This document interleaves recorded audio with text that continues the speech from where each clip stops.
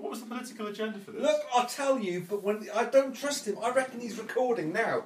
So I'll tell you when he's turned the phone off. SEAL Team 6 are going to burst through this window any second now. It's alive!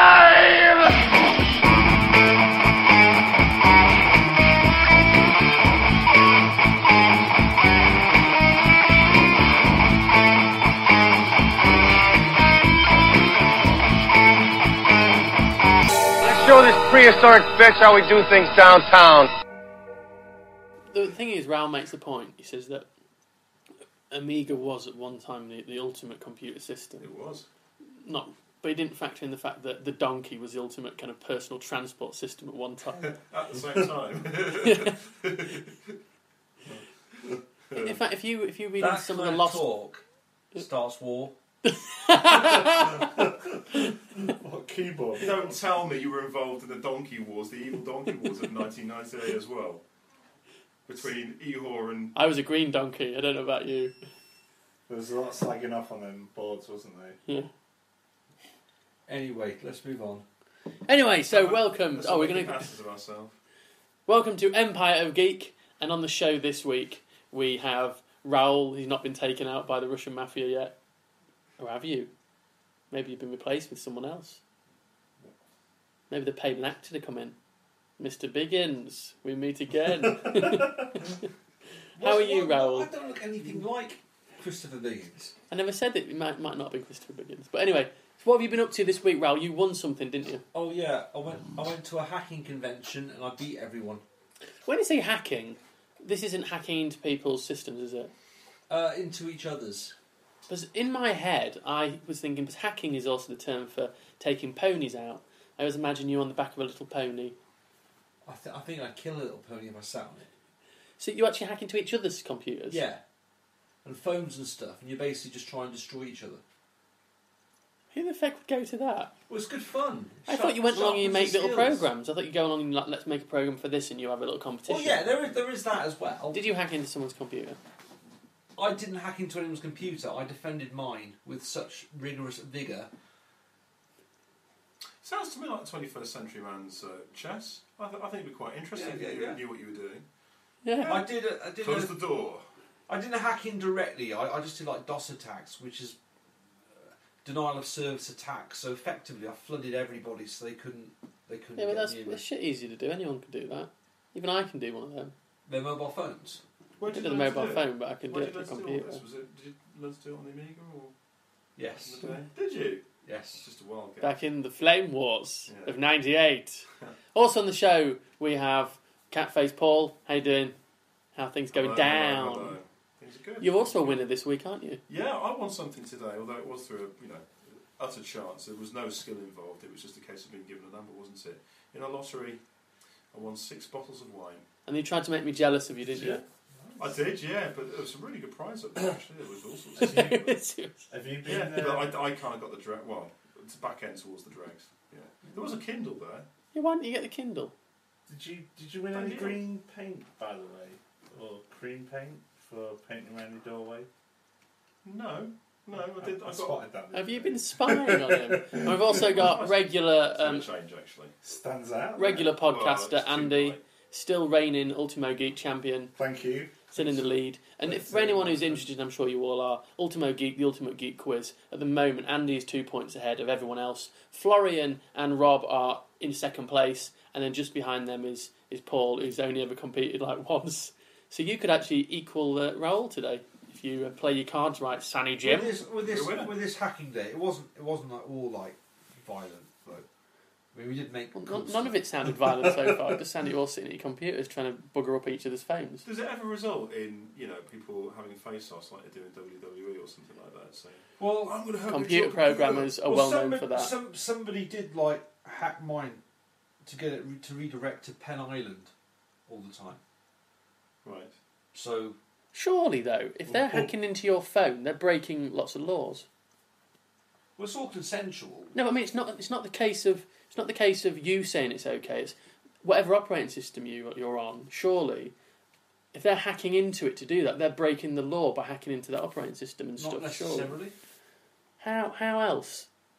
That's the only way you could do it. It's like if you were hacking into other people's computers and stuff, then you are breaking laws doing that. Well, if I was to break into your computer now, I would be breaking the law. But if you said to me, Rob, Raoul, come and have a go if you think you're hard enough, and I broke in, then. But it depends what you're breaking into. Like if you went onto my Facebook, whether I dared you or not, you'd be breaking the law. If you dared me, and if you gave me permission, if you said you can't. It's actually in their terms of service. You cannot give someone else permission or be forced into it. You wouldn't be given permission, would you? And that just shows so you're breaking the law. That just shows a problem in the security. You need to test these laws and test these rules. You need to break into people things. do, and they're in jail. Do you not have representatives from Microsoft or Commodore there? Yeah, I mean you do. There are Commodore.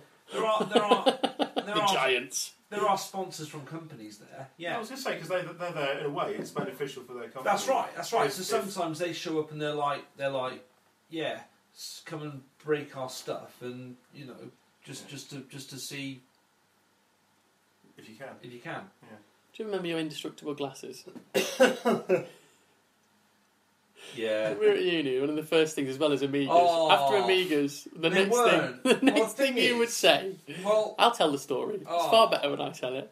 The next thing Rob would say, it'd be like, Raoul, would be like, do you like Amigas? And it'd be like, no, they're shit. And he'd go, oh no, blah, blah, blah. Then he'd go, my glasses, they're indestructible. They're made from special space age technology. And he'd go, really? And he'd give you, and he would hold them, and he would just curl them a little bit. You know when you could bend them a little bit, and he would regularly go, they can't be broken, see? And he'd go bend them a little bit. And he made a mistake one day, giving them to a lad called Blake. Now Blake had the biggest head I have ever seen in the whole world. Yeah. He had epilepsy. That's why. He was an upside down Subbuteo player. That's what he was. I'm glad that you said that because I was just about to say, did he look like Mekon out of Eagle? He did. But I would have felt, he looked like. Bad imagine if the Mekon was a Aryan, so completely kind of giant white head with a little bit of hair. Most people say shaved the rest of his hair off. And this little kind of Chinese eyes, not wanting to be racist. They put deep heat on his bumhole, didn't they? What? I don't remember putting deep heat on his bumhole. It was his birthday. Commodore Matthew, was it? No. This Blake guy. It was his birthday, and we were in this nightclub, and the DJ took a bit of a shine to him, and I don't remember this version of the story. Blake wasn't having any of it because he was quite homophobic. So to cut a long story short, the bouncers, because he was absolutely paralytic, the bouncers asked Blake, because he was ranting, if we could get rid of, take him home. So I'm carrying him home, and he's just an absolute mess. And he decided to take a dump. I got him back to the halls of residence. He decided to take a dump in Dave Day's shower. That's right, because he hated Dave Day and his shower, because there was like that single shower on the ground floor. I thought it was Gavin Weedon it.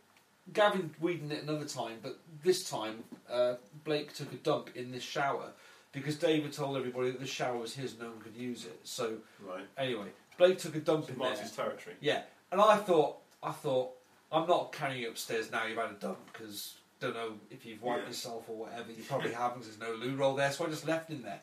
Anyway, long and the short of it was somehow he ended up back upstairs in his bedroom. And people had taped him to the bed with all this masking tape. That's right, Evil Phil got masking tape on everybody in the building and tape and all sorts of things. No, what we did was we got him up, but no one put deep heat on his bumhole. As if you touch Blake's frigging arse. Jesus wept. I'm sure Crazy Pete. I was there. What we did was we got cling film. And we cling film and sellotape, and we wrapped him to the bed, and then we left him till the next day. And then we all went to university. And then he didn't turn up, and we got home, and he was still there hours later. Then later, we all laughed about it, and then someone said, what happens if he'd been sick? And he's like, he'd have choked to death. But he didn't. Thank heavens for that. But he did have the biggest head in the world.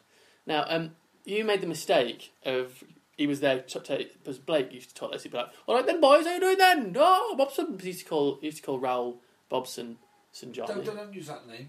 It's not your real name, it's just a nickname. People can identify me from that, because that used to be for about 8 years my internet handle. It took me ages to get myself off Google. Anyway, he used to call you Bobson. That's fair enough, isn't it? Yes, he did. You go, Bobson! And one time, Raoul said to him, you were chatting about your indestructible glasses. But there you go, you can't break them. And he got hold of them. He fucking just snapped them, didn't he? I thought, fucking hell. He did, yeah. That time when I ripped his shirt, Remember that time he jumped on my back for some unknown reason. He was trying to get He's something trying off to me. mate with you, I think. And I just threw him off. And in the process of throwing him off, I ripped his shirt. Then he demanded that I buy him a new shirt. To which I told him I wasn't going to buy him a new shirt because he shouldn't have been trying to jump me in the first place. Yeah.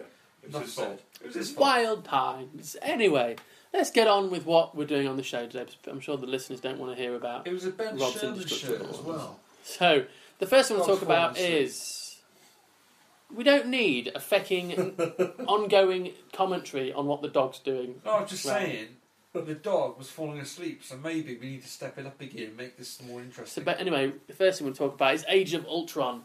I went and watched it the other day with my fair lady. You've been to see it, haven't you, Raoul? Can you stop looking at dirty things on your phone while I'm talking? That's what they look like. It looks like an ice cream cone with a pair of lips. How come that's in the previously bought section? If you bought this, you might like this. They've got one with vampire teeth. Look at you! Look at the way you lip your little lips, then, listeners. If you could only see his face He's fucking and his lips. that kind of dirty half smile.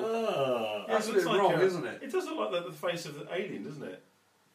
The face of an alien. Well, the alien, as Is that in in your H.R. side Geiger's drawer? alien.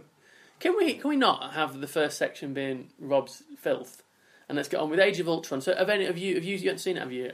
Because you No. hate things like that, don't you, Paul? No, well, I think Franchise. That's not fair to say that. Oh, I don't want to say franchise. You say it all the time. That's so August saying that. Andy, you've not seen it, have you? I haven't But seen me and Raoul will have. Raoul, what was your thoughts on Age of Ultron, the new Avengers film? I liked it, although the new Avenger characters that they brought in, I think they're going to be a bit rubbish. And should we spoilers on this? Yeah, let's have some fucking spoilers on it.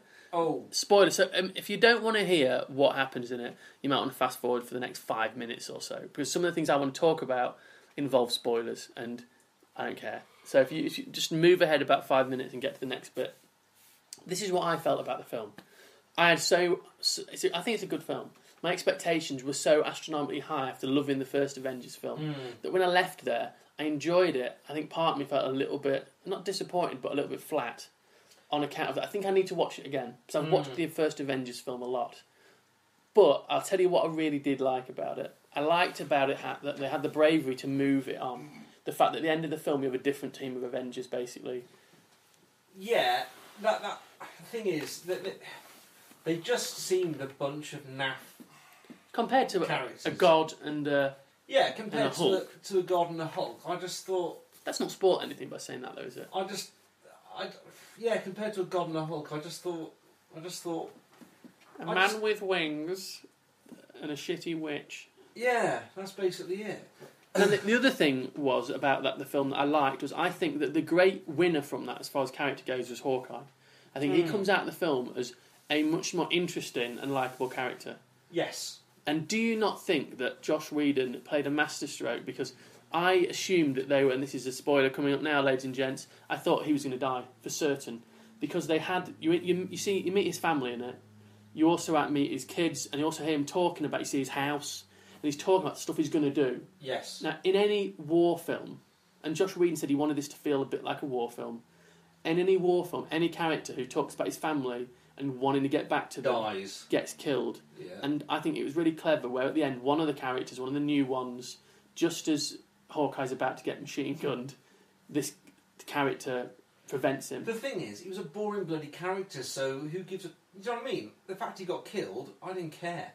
I would not have liked to have seen Hawkeye killed, but this, I've forgotten his name, ran around a lot very quickly. Quicksilver. Quicksilver, yeah, what a dull character. Well, I think they didn't get a chance to really know him. I felt a little bit cheated on them that we were introduced these characters. We've had months and months where we've seen pictures of them, and then he appears and then he's dead pretty much. Now, some people have said you could bring him back in future films. If you do that, it's gonna make it laughable, the whole How franchise. would they bring him back?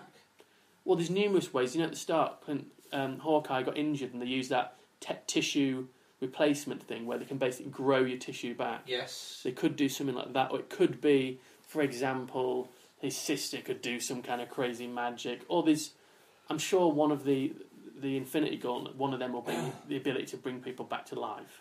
I'm going to guess something like that.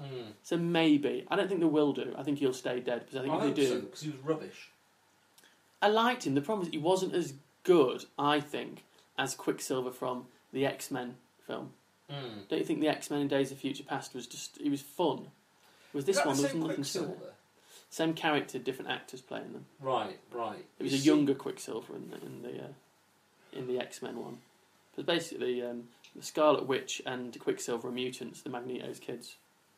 So, yeah, Quicksilver dies, everybody at home. But you didn't get to know him, and you didn't get to know the Scarlet Witch. Well, I think the big winner of the whole film was Hawkeye. I like Hawkeye a lot more than I did at the beginning of the film. Hawkeye and Black Widow. Now, there's been an absolute kind of Twitter storm about Black Widow because she is hooked up with, or she's trying to hook up with Bruce Banner in the film. Their relationship starting. Now, Josh Whedon has left Twitter this week. It's the second time he's left Twitter because he's been getting an absolute ton of tweets from people saying to him, "Oh, you've ruined her. The fact that she was a strong, independent female character, and now you've turned her into this kind of this heroine, not heroine, not this kind of damsel in distress type thing. The fact she's got to be put into a relationship." No, I didn't think at all. She's there because she chooses to be there. I think, and I agree with that. That's why he's left, because Josh Whedon is well known for he described himself as a feminist, and I think the fact that he's got this backlash from a group which he would consider as quite on his side because of Buffy and the characters that he's created, like in Firefly and stuff like that, very strong female characters. It's driven him from Twitter, he says.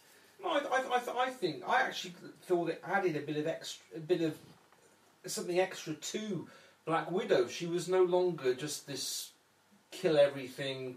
And I think she was saving the Hulk. Yeah, I do too. He was more being saved. The fact That's that she right. could bring him down. Yeah, and the fact that she kind of, she brought, she brought the Hulk out in order to fight and all this kind of stuff by pushing him down the great big hole crater thing. Yeah. I don't get it. I think Black Widow was a stronger character for that, those choices that she made and so forth. Yeah, so she came out of it well, and you saw a lot of her backstory in the film, which was really interesting. Yeah. In fact, I would think from the film, the characters who came out best were the non-superpowered characters. But I think that's often the case, though, because superpowers, after a while, get a bit boring. We can't identify with them anymore. Yeah. Hawkeye is very identifiable. There's a lot of jokes made about, I'm going to call the Avengers team, I've got a Thunder God, this Hulk, a man who's built his own kind of robotic suit, and then a guy with a bow and arrow. Yeah. But Hawkeye is a cool character. And the fact that he was the only one who didn't get, when Scarlet Witch was using her powers on them, that was cool. The reference back to the previous film where it says, I've done all that being controlled, and smacked her in the forehead with the arrow. That was wicked. Boom. Yeah, I think I need to watch the film again. I liked it. I felt very much that it was a film that was moving things on for the next films, which I knew it would do anyway, but there was a lot of that with the where the characters ended up. That kind of, I don't know, that weird kind of Jarvis superhero... The Vision. Body fermenting machine thing. Paul Bettany in it, yeah. Like, they were trying to make out, he could pick up Thor's hammer and all this kind of stuff, and so he was like meant to be a goody two-shoes and pure and all this kind of stuff and worthy. I just thought he was really boring. Do you not feel a little bit like that he was almost like, Ultron's kicking our ass, and then Ultron's going to create this character, and then just by luck he turns out to be an okay dude who has got Jarvis's mind, and then he fights Ultron, and that's kind of how they win. I thought that was a bit of a... That to me was when it sort of became a bit disjointed, I thought. I didn't quite get that. Yeah, there was maybe a little bit too... I also felt, if I was going to criticise the film, I did like it, that the film felt to me a little bit too much like they planned the cool set pieces and it was just a case of... I know obviously all films are like this, particularly action ones. The moving from one set piece to another, to me, didn't always feel right. Yeah, it was almost like they blocked those. Now we've got how to go can we connect here. them? Yeah, I mean it was just out and out action for most part. The second half, I would say. Not that I'm complaining about that. No, I'm not complaining. I thought that it was good, but there wasn't towards midway through, it then just became out and out action. You didn't really get. I think the first half was a lot better. And do you not think this is my my vision of what I think is going to happen? Oddly enough, with the Vision in mind, he's dead meat. Surely the Vision will die in the end of the next film. Well, he's got to, because he's boring. Well, not just because he's boring, but he has one of the Infinity Gems on his forehead. Yeah. I am willing to bet that one of the last scenes of the next Avengers film, because the next one's split into 2 films, will be the end of the first one will have the Vision being killed and then him ripping the stone off him. But does he need that stone to survive? Well, it seems to power him, doesn't it? I think. I don't know if he can survive without it, but that's what gives him his power. Right. So I have a feeling that Thanos will kill him, or someone will, at the end of the next Avengers film. It could happen in one of the other films on the way there, but that is my idea of what's going to happen. Anyway, I don't want to talk too much more about this because Andy and Paul are bored witless. I hope it's not been other. Well, there's been spoilers. Okay. I'll put a thing on the web thing. Right, the next thing I want to talk about is there's been loads of pictures about the Suicide Squad coming out recently. And now this has been out for over a week, I'm going to guess, but we've not had a chance to talk about it. And this is Jared Leto, who's going to play the Joker. This was the first full image of him, which they revealed. And I've also found some comments off Twitter about this picture. Jesus Christ, that's terrible. Thanks for effing up my Friday with this worst Joker incarnation by a landslide. I'm gonna get a Paul on this one because he's not spoken for a bit, and I reckon he disappears if he doesn't get any attention. So, Paul, me. I'm fading away. What do you think of this Joker? It has throwbacks from the original 1960s series, doesn't it? I thought. How? Think the hair, there's something. I don't know. Something. The fact he's wearing a glove, purple glove. Yeah, I suppose the glove is kind of very similar to that kind of. The animated expression, maybe. Not the fact he's got bad teeth. I mean, well, they're metal teeth. He has metal teeth. This one does. What do you think about the tattoos? That was the first thing I looked at. It just struck me as being that I appreciate the fact that he's covered in tattoos and. You know. He's very different to the Heath Ledger. Yeah, very much. Yeah, it's not. It looks a bit more comic book again. Maybe it's the tattoos. Maybe it's the fact they're illustrated, tattoos. But he's not Keith Ledger by any. That was a very dark, sinister, dark clown type image, wasn't it? He looks a little bit too emo for my liking. I don't know. He looks like he should be in some kind of shitty band as the front man. He is. Yeah. Jared Leto is the front man of a shitty band. Is it really? Yeah. Yeah. Is it 50 Seconds to Mars? I Is think that his it band? is. Or 30 Seconds to Mars? I said he looks. I think it's the fact he's very animated. The 60s Joker was very. Oh, you mean like that Cesar Romero, like? Yes. Huh? Cesar Romero, I'm sure he was probably Mexican or something like that. But he always, to me, sounded like he was putting an Irish accent. Yeah. It was like, oh, Batman! Yes. I get you! Yeah. Yeah, he does. I suppose the kind of facial expression and all that. Some people have said they don't like the facial tattoos because he's got like a J under one side of his cheek and he's got damaged across his forehead. Oh, right. Do you think that maybe he's a little bit too try-hard? It's a bit cliched, isn't it, to have that a bit obvious? What do you think, Andy? Well, his appearance? Yes, that's what we're talking about. Yeah, he's quite. Thanks for joining the podcast. He's quite emo, isn't he? I'd describe him as that. But that's like I say, the guy's in the band anyway, isn't he? That's his sort of get-up. Well, in real life, but yeah, I know. But I think they've tried to bring his character into it as well. Yeah, maybe put a little bit of himself. For the real tattoos. Do you know what I wanted them to do? Oh. In some of the comic books, there's one where the Joker basically gets his face cut off. And in that comic book series, he goes back to the police station and gets his own face and then basically wears his own face as a mask. I would have loved to have seen him. And they could have explained why he's different to Heath Ledger. Imagine if Heath Ledger's character had gone to jail, gone nuts, and then stuff had happened and he'd sliced his own face off. And then he'd gone back, got it. And that could have been a cool little intro to the film.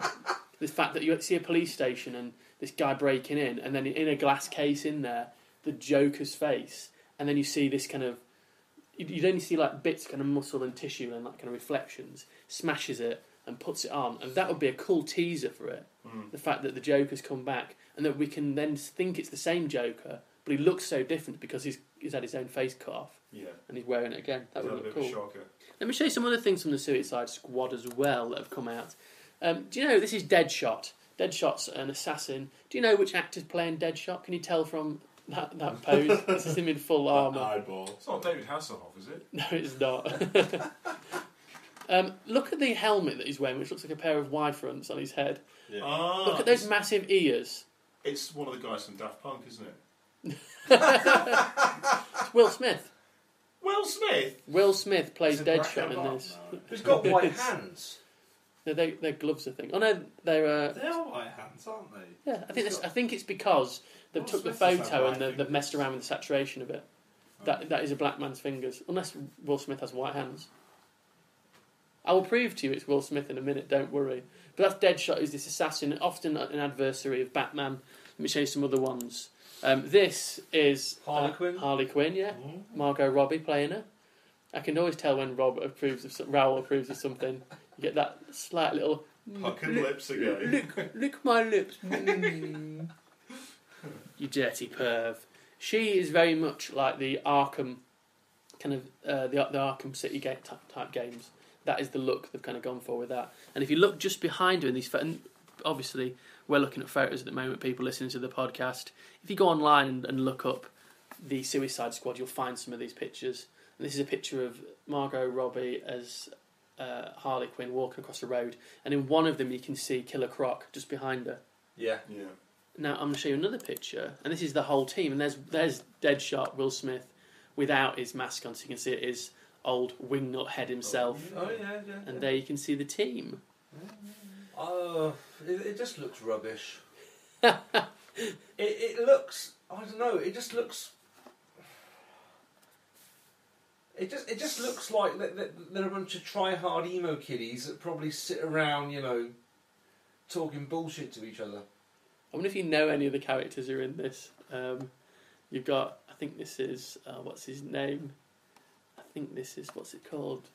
Something like Boomerang. I'll tell you who he's called. There's some Captain Boomerang. That guy is. I'll just move down. I'll explain to you. So, if you go on the internet, listeners, and have a look, you've got a guy called Slipknot, who he's got nothing to do with the band Slipknot. You've got Captain Boomerang, played by Jai Courtney. You've got the Enchantress, who is this kind of strange-looking, bedraggled-looking woman there. She's very different from the comic book. In the comic book, she wears a blouse and like a witch's hat. Looks a bit shit. And then you've got Rick Flag, who's the kind of the leader of it. And then you've also got, as we said already, you've got Deadshot by Will Smith. Killer Croc. Now, I don't think Killer Croc, for me, I don't know how familiar you all are with the storyline. Killer Croc should be giant. He doesn't look that big there. Will Smith's about the same height as him. Mm-hmm. I want Killer Croc to be about twice the size of a normal man. Yeah. Because that, admittedly, would be scary in a dark alleyway. That is not. It does look like a crappy Slipknot album cover, though, doesn't it? He looks to me like a slightly wider Hellraiser, doesn't he? A little bit. It looks a bit like Pinhead, yeah. Doug Bradley Pinhead, yeah. from the... Yeah. Anyway, the storyline. So we spoke about Suicide Squad quite a lot. The storyline, from what I understand, and this isn't confirmed yet, is going to be that, and this is going to tie in quite nicely with the Superman films that are coming out, that Lex Luthor apparently is transporting some kind of secret weapon. And the secret weapon may well be the Enchantress. And the reason he's transporting her is because one of the things that Superman's weaknesses are kryptonite and magic. He has no real defence against magic if it's used against him. So they reckon that the storyline might well be that the main characters of Deadshot and Harley Quinn get caught up in some kind of bungled mission, and they end up in jail. And this Bellevue, Bell Rev, I think it is a particular jail that they get sent to, and they get sent on missions from the boss of the jail. Also runs like a covert commando team of supervillains. And so I think Deadshot's in there trying to assassinate someone, so he's let himself be captured. She gets captured trying to let the Joker out, I'm pretty sure. And She's so obsessed with him, isn't she? Oh yeah. And I think part of the story might be you're going to be introduced to the Joker in that film, Jared Leto's character, because he will be almost like this Hannibal Lecter guy who's brought in, maybe just kept in a room. They cut to every so often. So the storyline is they're trying to get the sorceress, the Enchantress, back, and they get her. They get double crossed, and then there's some kind of mass breakout at the jail. There was this Which involve all the others. it's called Breakout Kings. It was this really awful series about like a group of criminals. They're in prison, but because of their respective skills, they get to go on missions, and for every successful mission, they have a bit of time taken off their sentence and so forth.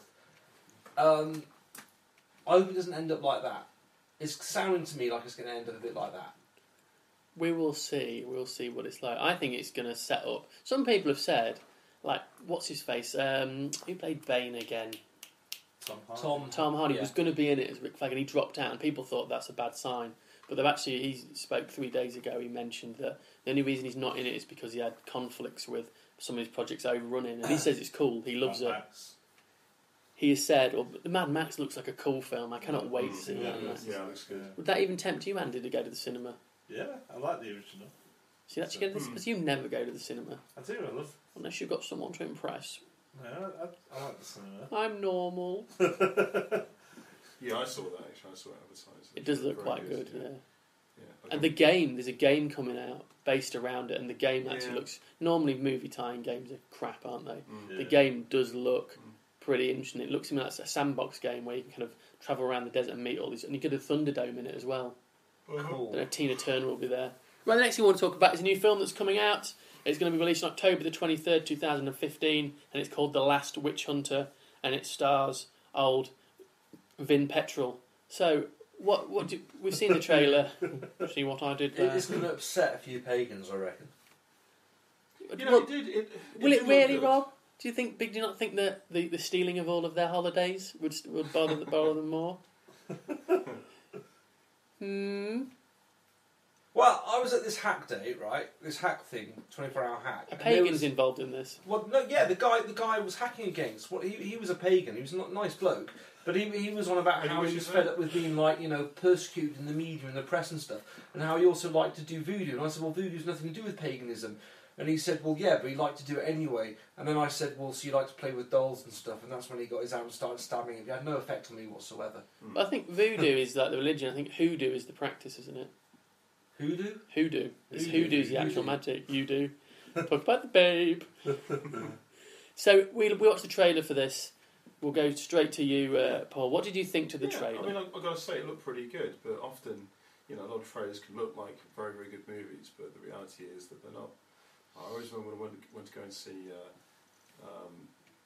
Planet of the Apes in 2000s, and it was naff. It looked really good, though. It looked really good. I was really looking forward to it. But yeah, I mean, I'd go and watch it. Off the back of seeing that. I was saying earlier on about Vin Diesel that it's got Michael Caine in it. I've got a lot of people who think, why the heck are they in it? I like Vin Diesel in as much that Vin Diesel seems to like cool kind of culty things. Yeah. Because he did Chronicles of Riddick. He keeps turning them out, and occasionally go, I think people want another Riddick film. Who? Vin Diesel. Who wants it? I think it may well be you.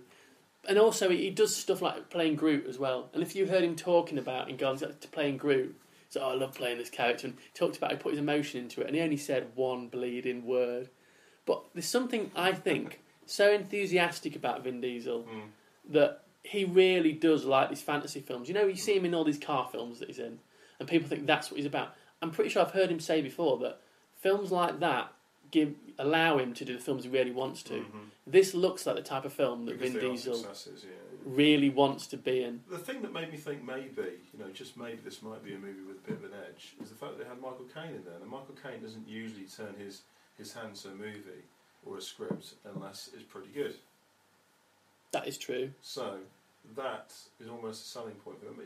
Not the fact that he's Michael Caine, he's a great British icon. Maybe he's saving up for his funeral. I'm pretty sure he's not short of a shilling. I'm sure he's got that how he's saving up for his funeral with the billions that he's got in the bank. Might have spent it on boats and hoes. Yeah. Have you seen his wife? No. She's very beautiful. She's a boat. Yeah, he married her in the 1970s. He was married before, but he married this. She was a model, and she's 50 something. Yeah, about 30 odd years younger than him. Look at Raoul Googling greedily, kind of.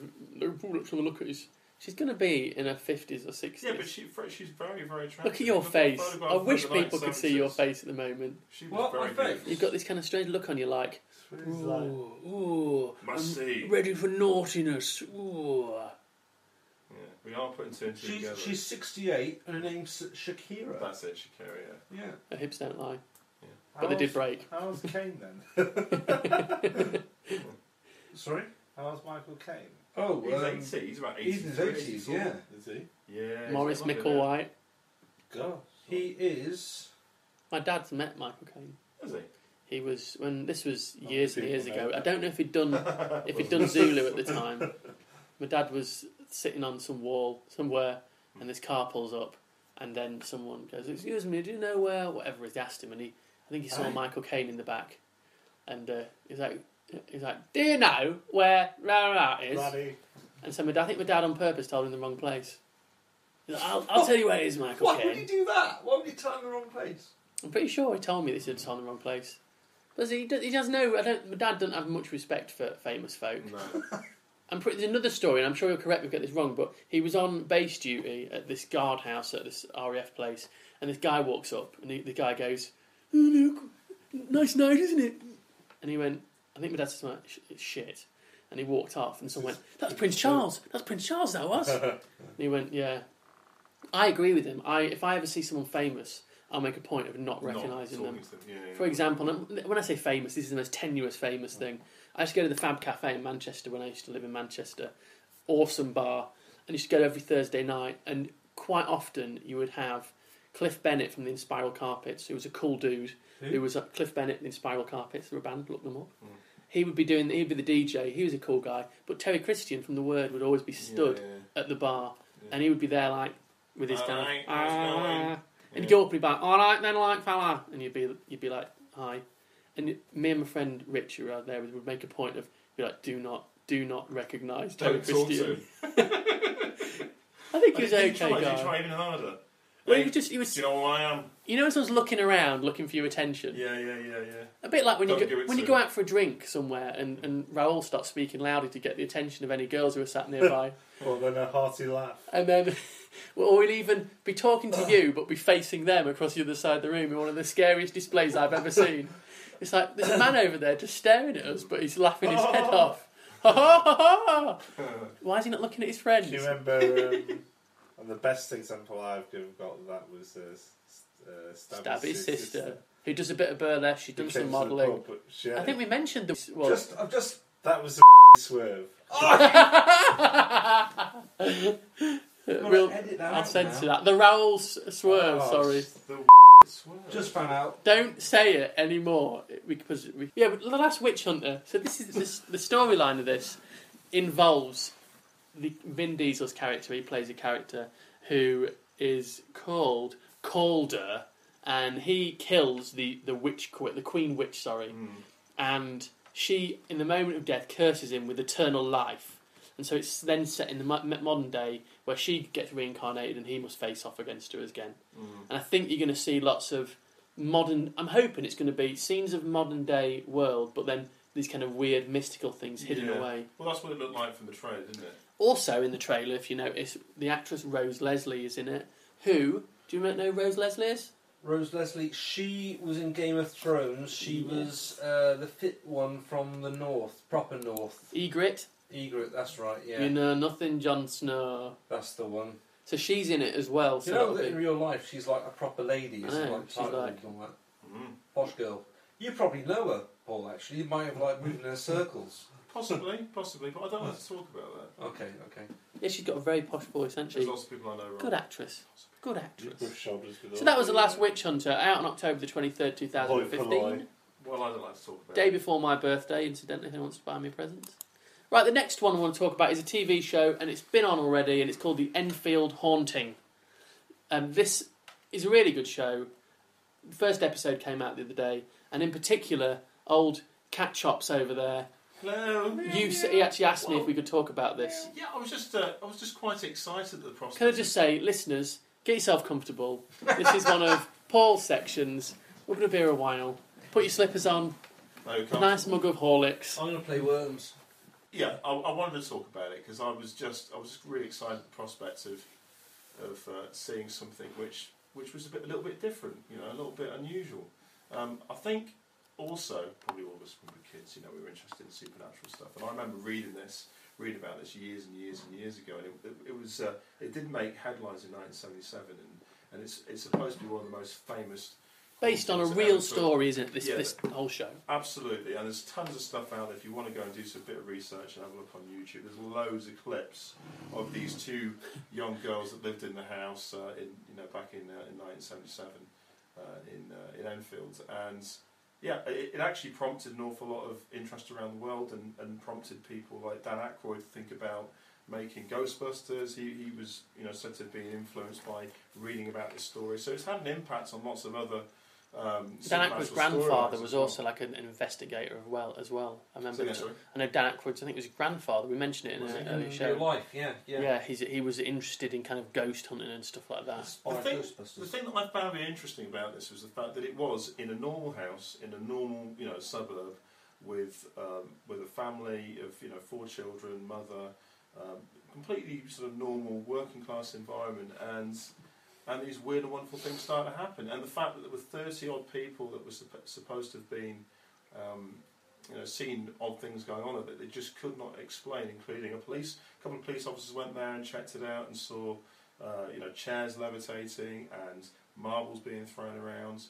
And then the Mirror got hold of it, and they didn't know what to do. Their neighbours, there were a couple of neighbours that lived next door. The entire family ran out when strange happenings started to happen. Furniture moving. And they went round and had a chat with their neighbours, and the neighbour went in there to have a look, got completely freaked out by what he could see that was taking place with furniture moving and weird things going on. He didn't know what to do. They called the police out. The police didn't know what to do. The police, I think the police contacted the news, the Mirror. One of the police officers contacted the Mirror, and the reporters went out there and started taking photographs. Then they didn't know what to do, so they then got in contact with a paranormal investigation. It's like the British Research for Psychical Research, I think it was called. British Institute for Psychical Research, I think it was called. And they got involved and came around and checked it out. And the series has got Timothy Spall, who I actually absolutely love. I think he's absolutely brilliant in everything I've seen, and Matthew McFadden's in it as well. And they play the 2 lead investigators for part of the Society for Psychic Research. Timothy Spall plays a guy called Maurice Grosse, who leads up the research, and the story really is around what they discover, what they find out during the period of being in the house, and the weird stuff that goes down there. Because I watched the first episode the other day, and you did as well. Yeah, it's very interesting, and some of the things that I liked, and I know you were saying the same thing, was that obviously the TV show is based on supposedly these real happenings that were meant to go on. The most interesting for me was if you go on the internet, listeners, and look up the Enfield poltergeist or the Enfield haunting, what you'll do is you'll find some of the photos. Original photographs, yeah. And the bit for me that I really liked was, I'd seen those photos before, they're quite well known. If you ever were to read any books about all that spiritual shit, you'll see these pictures in it. Yeah. And they recreated the bedroom exactly. The posters, David Soul's on the wall. Yeah. The entire house has been completely recreated. I think the attention to detail in the way that people look from the 1970s and the interior of the house, it's spot on. It's absolutely authentic, isn't it? Yeah, it was. And I quite liked the show as well. It was good. There was a real... obviously, I know it's set in the 70s, but there was a feel of like an old... I mean, it was well filmed, but there was a feel of it almost like an old 70s TV show as well about it, even though it was modern, which it's hard to describe. Yeah. But and it is genuinely scary. But I think the reason that I found it really, really scary is because... You're a wuss. I'm a wuss. Blue-blooded wuss. I think it was scary because it's an all house. It's like your house or any other person's house with a normal family. Well, so that is actually happening. How most good horror works on taking the familiar and safe, and making it feel unsafe. Turning it inside out, yeah, absolutely. They were saying... I once stayed over in Rob's room at the Halls of Residence. Raoul's, and he literally turned himself inside out in the morning. It was disgusting. It was like a wet sheet being torn. Nothing's changed there, then. I've never heard anyone pass gas in such a way. Nothing's changed at all. In fact, you know what? You're just experiencing all those years of abuse on your body, and that's why you're suffering now, Rob. Sphinctal stress. It's a well-known thing. Since we're talking about ghosts and this TV show, The Enfield Haunting, which is out now on Sky if you want to see it. Sky Living it's on, isn't it? Just coincidentally as well, there's a website that's worth checking out, which has got a lot of interesting stuff on it. Is it Wikipedia? No, it's not. It's Wikipedia actually, is good though, incidentally, ladies and gents. Yeah, it's actually... Hang on, I'll tell you. It's actually on the Sky website. It's features.sky.com /Enfield Haunting. Check it out because it's got the entire story on there, the entire history of the original haunting, and it's also got a lot of interviews with the guys who made the movie as well. Coincidentally, whilst they've been filming it, they've actually experienced some psychic experiences, or not psychic experiences, some ghostly goings on apparently. Or is that just marketing? Sorry? Is that just marketing? You're such a cynical person, do you know that? Well, the problem I have with something like this is that as soon as... Well, we'll talk about the... I'll talk about the show first, before we go on about whether I think it's a load of horse shit or not. Yeah. The show, really good. And that's Juliet Stevenson, isn't it? The lady who's in it as well, who plays Timothy Spall's missus, who seems to be knocking some of the chap off as well. So there's a side story. Yeah. Which I thought was very strange to have that in. But well, it's either true. I mean, I didn't read anything up on that taking place when I was reading up on old Maurice there. But maybe that's something that maybe they've got some background information that is quite unknown. But yeah, apparently his wife was knocking somebody off. But certainly, I would suggest that our listeners have a watch of The Enfield Haunting. I liked the first episode of it; it was quite cool, and I'm going to watch the rest of them. Next one's on Sunday night, isn't it? Yeah, but so talking about the original pictures from the actual event, when I look at those pictures, they look like kids. So go on the internet, folks at home. They look like kids dicking about. Mucking about, yeah. And one of the things that people have always said about this Enfield haunting is they go, there is camera footage of like the girl being levitated. Now, I read up on that and looked into it, and the camera they set up, which was a state-of-the-art one, took pictures. I think they said something like every 15 seconds it took a photo. Yeah. They reckon that the girl Janet was a very good gymnast, and that she was hopping up on the bed. They reckon that she could have been doing that. And the policewoman, they always make a big deal about police people saw this. Now there was a policewoman who saw the first thing, and she, if you actually look at what she originally said, was a chair was pushed across the room, but she didn't know whether someone had pushed it or someone else, or it was done by some unknown force, a ghost or something. I do feel that maybe some of the stuff that's true, when I say true, as in the things that were witnessed, have been spun out of it could have been something else and turned into it definitely did happen. Well, it's like I was saying to you earlier. Yeah, there were 30 people that saw it, but there's a lot of psychiatrists out there. Psychologists would say that you can have mass groups of people experiencing the same thing, and everybody feels that something has happened, that because it's a group experience, and they're also egging one another on. Having said that, if you look on YouTube, I saw a video on there where they're actually interviewing the police officers. It's a program made years ago, and they interviewed the police officer in question on TV. And she said that she did actually see the chair levitate and move towards her, and she looked around and she couldn't see any reason why that was. And she was actually saying, it moved, it levitated and moved towards her. I'd be intrigued. I don't know. I think as well, as time goes... Well, yeah, I mean, you've got to see it to believe it, haven't you? I think it's interesting. When you go if you go and see like a Penn and Teller show or whatever... Yeah, Darren Brown, they always explain that they're using systems Penn and Teller, they obviously create illusions with very clever techniques, don't they? Exactly. So what's to stop...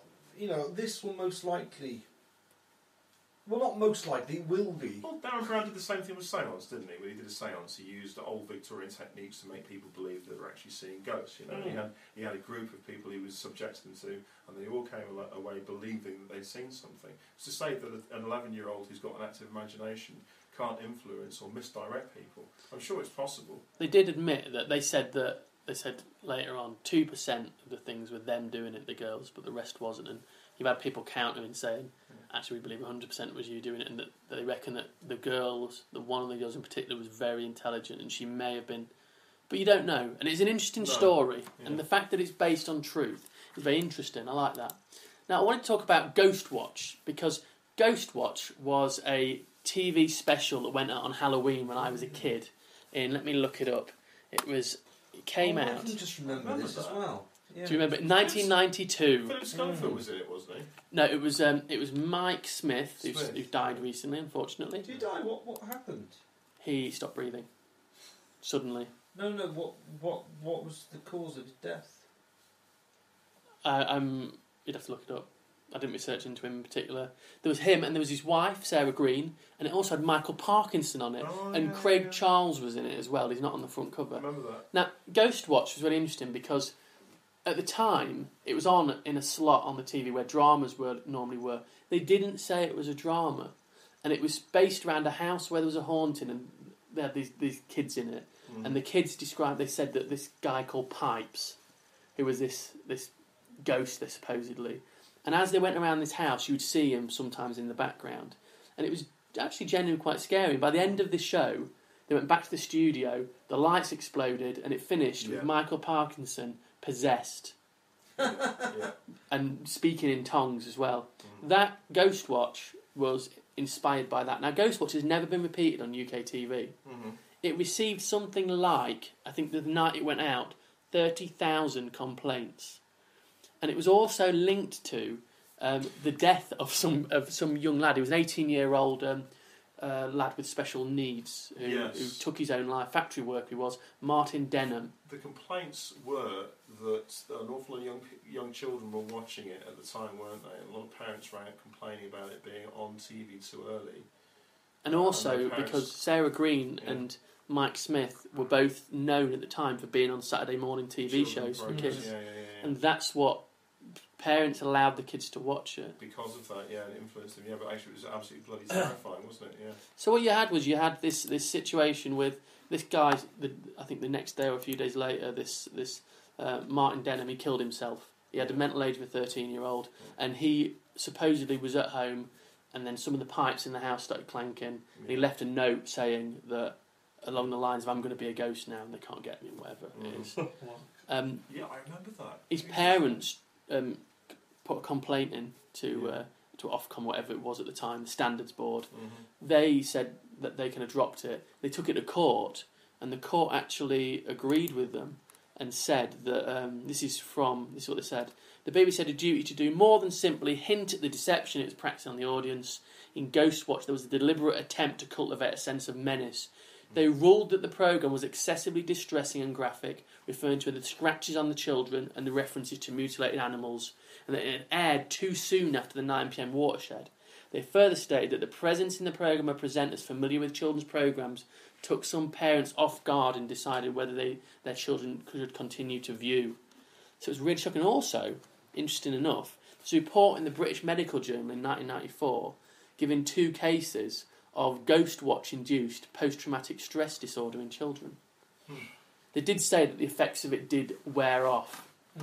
But, so it was a really... I do remember seeing it, and I was a kid at the time, 1992, I'd have been 12, 13 possibly. And I remember it was genuinely scary. And when it finished with old Michael Parkinson speaking in tongues with the lights gone out, the show just stopped like that then. And there was nothing at the end to kind of say it's all this was fake or anything like that, And even though the BBC argued it was in a drama slot, how many parents know when the drama time slot is? It was just a show that was on.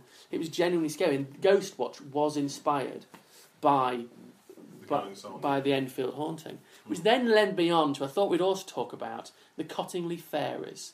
Do you all You heard about the Cottonley Fairies? What's the Cottonley Fairies? They just- Early 1900s, a couple of girls. It's not a gay biker group. It's to drive around bumming people in the.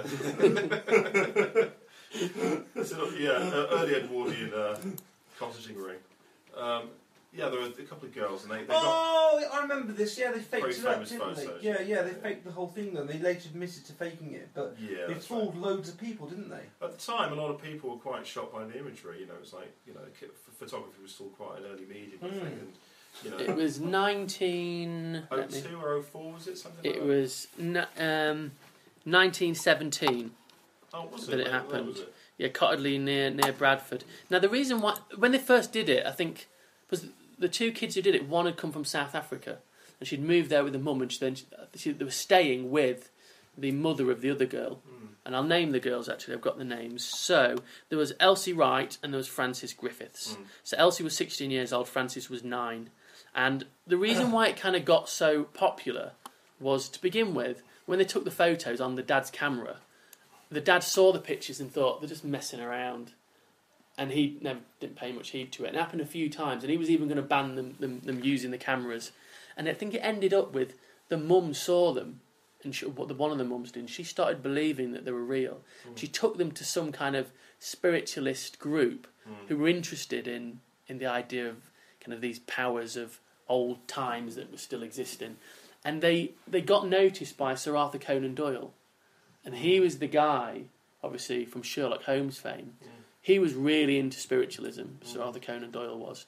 And he was the guy who really brought them kind of to celebrity. There was 5 main pictures that were famous for.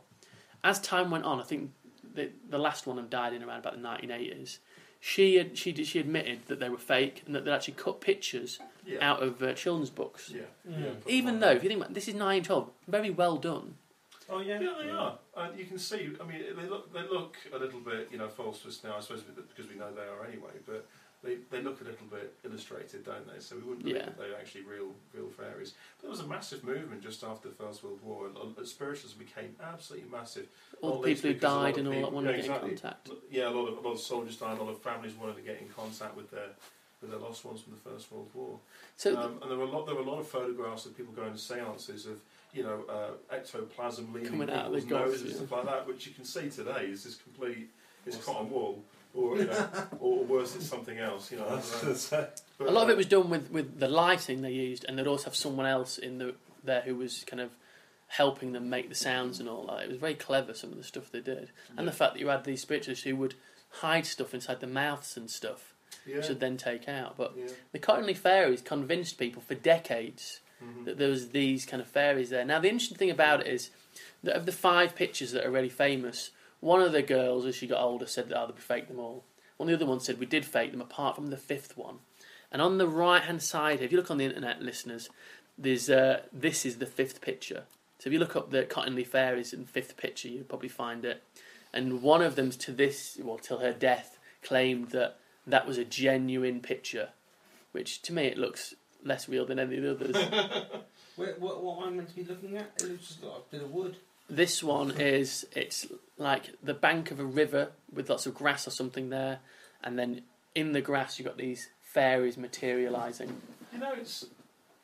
It's interesting because if you draw parallels to all these sorts of things, it's become massive business with things like Most Haunted, hasn't it? And that was a massive phenomenon like 10 years ago with Most Haunted and all the hype of what was his name, the guy, the Liverpudlian bloke who was on it. Derek Ahura. That's right, Ahura, who he used to do an awful lot. Not Derek Ahura. Ahura. That would be the black Liverpudlian communications officer. Oh yeah, that's right. Das ist Spoch. I cannot stand Derek Ahura. He's such a lying git. I'll put it on there. If you want to try and sue me, Derek, you lying shit. Well, it's been proven. He's done a lot of research, background information prior to going to wherever the events were that he was going to. It's making your money on the misery of others and the loss of others, you scumbag. Yeah. Typical Scouse. I want to take that bit back about Scousers. Problem is, programs like that. I mean, there is still a movement, a genuine movement of people, wanting to know whether or not supernatural activity takes place, and those type of programs take away from it. Well, there's a show out in America that a mate of mine worked on called Ghost something or other. Yeah. It had. If you're at home and you're keeping record of Rob's friends, this is friend number 5042. Continue. Is he a Facebook friend? No, Or an Amiga friend? I was actually his best man at his wedding. He really? he was working for a Wi-Fi. That makes it genuine. Continue. He was working for like a networking Wi-Fi type company, and they did lots of outdoor big events. You know, we had like millions of people you had to serve and this kind of stuff. And ghosts. So he was out there, you know, doing for all the outside broadcasting, setting up all the connectivity and all this kind of stuff.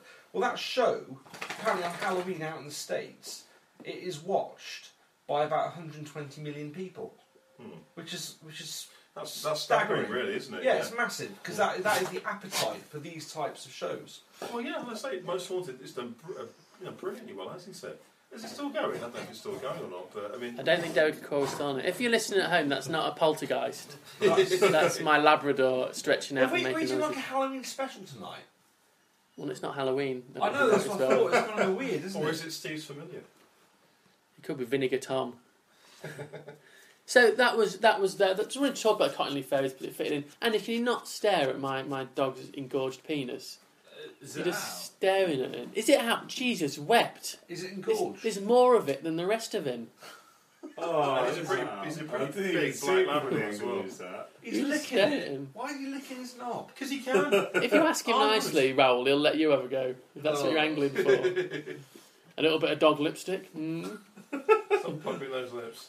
Or is that disgust? Let's move on to the next thing we want to talk about. This was another one of Paul's suggestions. This was the TV show Inside Number 9. There's been 2 series of it, I believe. Yes, second series. And this yeah. is by Just the comes writers again. of A League of Gentlemen and Psychoville. Now, just talk us through the premise, and you've only got a minute to do it. Oh, I'm not sure what to do that, really. Oh. Well, I'm very glad that you took me up on the offer to talk about Inside Number 9. I started watching it, about a week ago, really. You've had 15 seconds. Continue. And I've just come to the last episode. What I found really interesting about this was that they've moved away from this idea of a narrative taking place over 6 or 7 episodes with deep investigation into each of the characters. They've actually gone for standalone, individual, 30-minute episodes of completely unrelated storylines. I mean, they've got things from a journey on a train somewhere in Europe, going to a German city. They've had a guy that ends up working in a call centre because he's lost his sister. The death of his sister's prompted him to go and work in a place where they help people out who are suffering from stress. And then there's another episode which is set in the 17th century, I think, or 16th century. It's a witch hunt episode. What else was there? Yeah, there was an episode at a grandma's 5 seconds. party.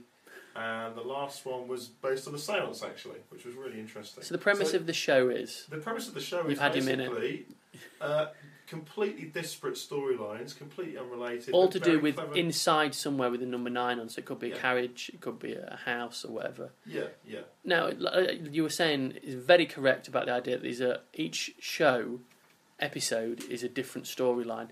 They did that on purpose because in Psychoville they had a story Yeah. that spanned a whole season, and I think they decided they wanted to do something completely opposite of that. It's quite interesting. It's quick. Only 30-minute episodes. It's Reece Shearsmith and Steve Pemberton. Yes. Yeah. But they're very well paced, really quite fast paced actually. But lots of very, very clever twists, which I'm not going to ruin. But each one has got a very interesting, clever twist, and they're still using one of their sort of their classic way of showing comedy with that mixture of horror. Sometimes actually they're quite sad. One of the episodes is particularly sad. Really, really cleverly done. But that kind of hallmark of their humour, which is mixed in with a little bit of horror, is prominent. Prominent. Even. Yeah. So it's that. From the League of Gentlemen, you were a fan of it, were you? Yeah, I did. Yeah, I've got all the seasons. Yeah, And, I liked it. and where was it set? Do you remember? Royston Vasey. Do you know where the name Royston Vasey comes from? It's a real place, isn't it? It's No, it's Roy Chubby Brown's real name. Yes, well done, Raoul. If only that was in the quiz. Episode, wasn't he? Sorry? He Yes. was in one of the episodes. He was the mayor of Royston Vasey, wasn't he? Yeah, he was. Yeah. His real name is Royston Vasey. Right. It's actually called a place called, is it Hadfield? Yeah, which is in Derbyshire, I think, isn't it? Yeah, in fact, Some we knew a bleak guy looking from place. Hadfield. Did we? Yes, I've forgotten his name, but it'll come back to me at some point. He was a funny guy, but he was very religious. You wouldn't have known. Oh, I used to hang out with the one that was obsessed with muscles. Yes, Matt was obsessed with muscles. Yeah. You know, it was Dave something. Yeah, Dave. Yeah, Dave. I'm sure his name was Dave. Nice guy, very religious. And we got chatting about his religious ideas, and basically his religious views were this: that you can do whatever you like, you can be as horrible as you like, as long as you believe in old JC, you'll be okay.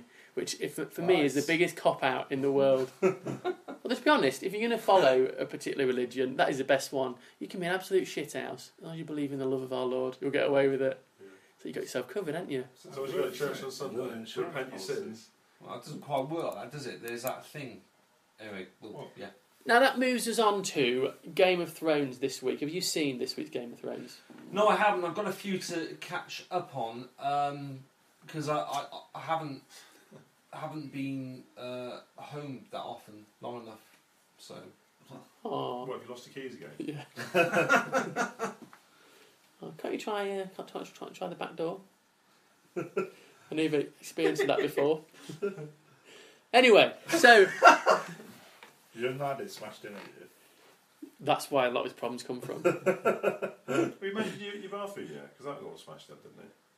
Your bathroom? Yeah. Raoul. What, people are going to know you from your Yeah. bathroom? If plumbers trace, The audience don't need to know that I've got a bathroom that's smashed up. Have you fixed it? Do you know what? Not Week yet. in, week out. Jesus, Week that's in, been going on for years. week in and week out. was that after They- Curry they- Thursday? Week in, week out, the viewers just hear our voices. I just think, I want to put more meat on the bone. I want them to know I don't want to give them any a meat. bit more about our character. You know? No! How do you break the Seriously, toilet future anyway? employers could be listening to this. They don't know who you are, Raoul. But they Seriously. might. They might be able to deduce. They might like go on Miss Marple on us and figure it out. Steve, is there any way you can put like some sort of voice thing on here, you know, so we can make our voices like this? Can you do that? I can't remember the first time that he touched me, but something like that. Something like that, or high pitched. I think Rob would. Raoul is Raoul played would by know. an actor, Yeah. Christopher Biggins. Anyway, this week Raoul is played by Harold Bishop from Neighbours. So what I want to talk about is Game of Thrones. I think it looks a bit like the Great Soprano, actually. Who? Jeffrey Christopher Durham, Biggins. was it? Yeah. Oh, that's horrible. No, I'm not being funny. I'm not being funny. I think Grace. What? Grace. The Great Soprendo, not the Great Great Suspendo. Okay, Google. Who was? Here's a little, The before you Great look it up, Soprendo. who was the Great Soprendo married to? Not anymore. Can you? This is a little yeah, she was quite an attractive. Victoria Wood. Before Victoria Raoul looks it Wood? up, Victoria Wood. He was Oh, Jeffrey Durham. him! I don't look anything like He him. lives in Highgate Village. Lost a lot of weight actually. Jeffrey Durham has very thin now. I don't know if he's been ill. Hey, He's when bald for a start. I've got a fine head of Well, he may hair. have changed a bit since the last time I saw him, but I know he lives in Highgate. don't you hate when My you sister's congratulate next door to him. someone on weight loss and then you discover they're really ill instead? It's like, Oh, I did that once. I was really. Our bloke died 2 weeks later. I was really. Oh, that was ridiculous. I bet he didn't Or hold it against alternatively, you you. bump into a friend that you haven't seen for a long time outside Clapham South, you know, who used to be the absolute beautiful, you know, Clapham girl at Common. school in the sixth form, right? And you go up to her and you say, you know, so when are you expecting? And then, actually, she's not expecting. That's And actually she the worst. cries. That's and she's with the parents at the same time. And you have to go, it's been lovely seeing you. Bye. So I want to talk about Game of Thrones. The last episode of Game of Thrones. Again, there's some spoilers in this, in as much as that. Well, it's not a spoiler because if you watch the teaser episode at the end, you work it out. Now, I love Game of Thrones. When I'm not doing podcasting or just being genuinely awesome, I will watch clips of the old episodes back just because I like it so much. I've considered watching the whole series again, Yeah. but Lisa won't let me because she says, "Why would you want to watch it again?" I said, I 'Cause want to. freaking love it. I want to. I'm getting sick and tired of people saying it's great, and I've only watched a couple of episodes with you. I watched one episode, which was Is that the one that mentally scarred you? that's the one where where That's his the head was, mountain versus the viper. If anyone's listening at home, Yeah, it was like a melon. this being could be a dropped spoiler, on the ground. incidentally. but yeah, it was In this quite- one, they've changed something quite significant in that a character who is absolutely amazing has been killed. And now you didn't know at the end of the episode he was killed until you saw the teaser. Because at the end of the episode, this character, who is, as far as it's concerned, is the ultimate knight. He was an absolute badass, and he's a nice guy. He helps save this other guy, and he goes in and he ends up killing 10. He takes 10 guys down. He's an old man, Barristan Selmy, just to give it away. He's a proper decent guy, honourable and hard as nails. And he takes down the Sons of the Harpy, they call this group, who attack this little group of the Unsullied. And he gets stabbed, and then he's there lying on the floor at the end of it, after he's been an absolute boss, killing 10 of these dudes. And I was thinking, they can't have killed Barristan Selmy. Barristan Selmy is a hard bastard and he's a good man. You see the flaming teaser for the next episode, and it's them stood around him. It's a long shot, obviously, of him laid out, like when they're dead. And it's like, you've just told us he's dead now. Yeah, but it might might just not be be dead. a misdirection. You might go, Yeah. only kidding. It No, might then I just went been knocked on the out. internet and saw an interview with the guy who plays him, and he said, well, I read all the books, and so when I was looking at the listing, when you're an actor, they give you a list of when the shooting dates, and he was looking at his and noticed that his was a lot shorter than the other actors. So he went to the kind of the casting directors and said, "Are you killing me?" Because he'd read the books and he knows that he's in the latest book so far. He's not been killed yet, and they said to him, "Yeah, we are. Sorry." So yeah, he has died, and he was one of my favourite characters, Barristan Selmy. But on the plus side, the fight scene where he is fighting all these dudes is absolutely amazing. Do you think they have to be careful about killing off all these characters? I know you say it's one of the features of all of these series that they've killed off some really great characters, but do they not need to be a little bit careful about doing that? Because won't people get a bit irritated after a while, a bit switched off from watching the series? Or do you think it's something they need to do in order to make to refresh it, to make it will it actually draw a new audience in? Well, by killing him off, people who read the book won't be expecting it. I wasn't expecting him to die. What's Daenerys going to do without him as well? Yeah, well, Didn't answer the question. That was a politician's answer. what do I think is going to turn people off it? Yeah, well, do you think it does turn people off? No, of course not. They go on the internet and they bitch about it, and then they watch the next episode. Yeah. Same with all these So it things. has a sort of adverse psychological reaction, which is to pull people back in again. Yeah, it's all these things are like that. It's a bit like The Walking Dead. I really love The Walking Dead, Yeah, but I know people who watch it and they say to me, "Oh, it's shit now, isn't it, The Walking Dead?" But then they'll tell me what happened in the episode. So it's like, you've been telling me for weeks that it's shit, Been killed up. and yet you still watch it. Well, they're watching it on the off chance, in the hope that it gets back to what it was. Now, if you didn't like it, you'd stop watching it. They do genuinely. And the thing is, it can't go back to what it was, because that would be boring. Now, you're asking me, what's she going to do with that? Because Barristan Selmy was good, because he would tell Daenerys about her dad and about her brother, Rhaegar Targaryen. Now you've got Tyrion, who's going to join up with her. Tyrion I think will take that role. He will almost be in the best way a drunken dwarf can do. He will be mentoring her. Well, I think Tyrion is probably the best character in the whole thing. Yeah, I like Tyrion. I think he's George R. R. Martin's favourite character. Mm. I know Arya's his wife's favourite character. But yeah, I've got a feeling Tyrion, he knows loads about dragons, because if you're watching the first episodes, he reads all the time. He's a smart guy. So. Yeah. But yeah, I wanted to have a little rage about that, in that, how can they kill him off? But it was an awesome fight scene. So he went I out. look forward to seeing it now. It's been already spoiled. Yeah, we should. Well, don't listen to the podcast. we spoil Game of Thrones. Which brings me on to, well, that's going to be the end of this first show for the week. So, what we'll do, just to give you a little teaser, because I'm only going to give you the tip, not the full shaft. Next episode, we'll be doing. Fleshlights, Dogcock, Sharp. What was this? Is this your shopping list? Not that website you were talking about. It's the confidence of this podcast. Just to give you a little taste of the next episode, which will be coming out, I would say later this week, but we are quite late on in the week because Raoul basically pissed us all around. And Florian would have been here, but Florian can't come now because Raoul pissed us around twice. But Hang on. There's been a few times I've shown up here to find no one else has arrived. you're right, once that happened. Once. In the show, which will probably be falling over the weekend, we're going to have Ultimo Geek, we're going to have the conventions of the week, we're going to have comic book of the week, and I've also brought in 2 new things. One will be fan film of the week, and also we're going to do Geek Music Battle. So that's what you're going to look forward to. So Brilliant. thank you so much for listening. Nice. We'll catch you on the next episode. As always, I'm Steve. We've got Paul, So long. Andy, Raoul. Yo, What's long? Yo. I've been down That's so with kind of kids. Superman, I mean Santa Claus the movie. Can you just say Yo. sick? Just say sick for me. Just say goodbye, Sick. please, Raoul. Goodbye, please, Raoul. You're a wanker. Goodbye. Goodbye. Bye.